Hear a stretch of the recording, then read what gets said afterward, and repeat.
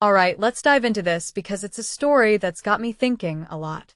Liverpool's recent 4-2 loss to Leeds in their US tour is more than just a friendly match gone wrong. It's a tale of two halves, and personally, I think it's a goldmine of insights for Andoni Iraola and anyone following the team. Here's why this is so fascinating. The first half was arguably Liverpool's best performance since Iraola took charge, but the second half? Catastrophically bad. I mean, conceding 4 goals in 25 minutes is alarming, and it's not just about the scoreline. What makes this really interesting is the contrast. It's like watching two entirely different teams. And that raises a deeper question. Is this a squad depth issue, a tactical blunder, or something else entirely?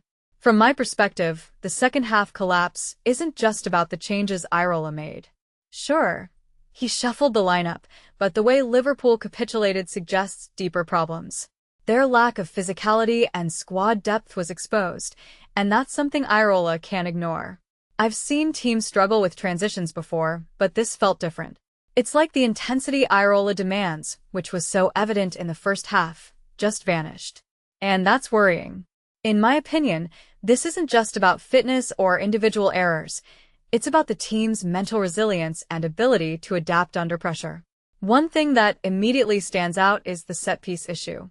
Dominik Szoboszlai's comment about conceding 2 goals from set pieces is spot on, but it's more than just a technical fix. What many people don't realize is that set-piece vulnerabilities often reflect a team's overall focus and organization. If you take a step back and think about it, this could be a symptom of a larger problem. Maybe the players aren't fully buying into Iraola's system yet, or perhaps there's a communication breakdown. Either way, it's a red flag. Now, let's talk about the positives because there were some bright spots. Alexander Isak and Florian Wirtz looked sharp in the first half, and that team goal involving Jeremy Frimpong and Wirtz? Pure class. What this really suggests is that Liverpool has the talent, they just need consistency. Trey Nyoni, for instance, has been impressive this preseason, and I'm with those who think he deserves more minutes. His confidence on the ball and directness are exactly what Liverpool needs, especially in a season where they're trying to rebuild. But here's where it gets tricky. Iraola is still figuring out his squad. He's yet to meet key players like Virgil van Dijk and Alisson Becker, and the transfer window uncertainty isn't helping. I particularly hate this month of August for managers because it's a period of chaos.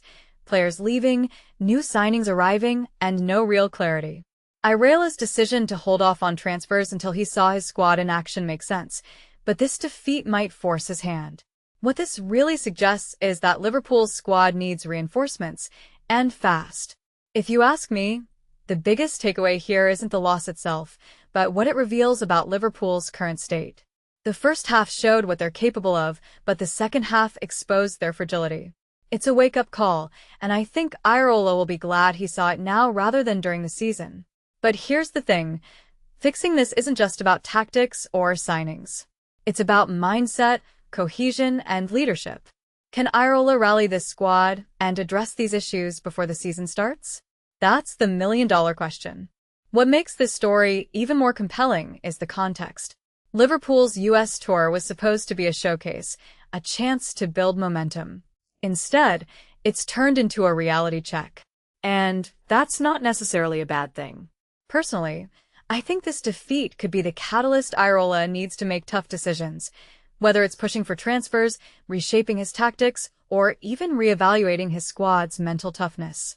It's a risky position to be in, but it's also an opportunity. So, where does this leave Liverpool? In my opinion, they're at a crossroads. The talent is there, but the consistency isn't. The intensity is there, but the resilience isn't. And that's what Iraola needs to fix. If he can turn this around, this defeat could end up being a turning point. But if he can't, well, it could be a long season. What do you think? Is this just a pre-season blip, or is there something deeper going on? Let me know in the comments. I'm curious to hear your take.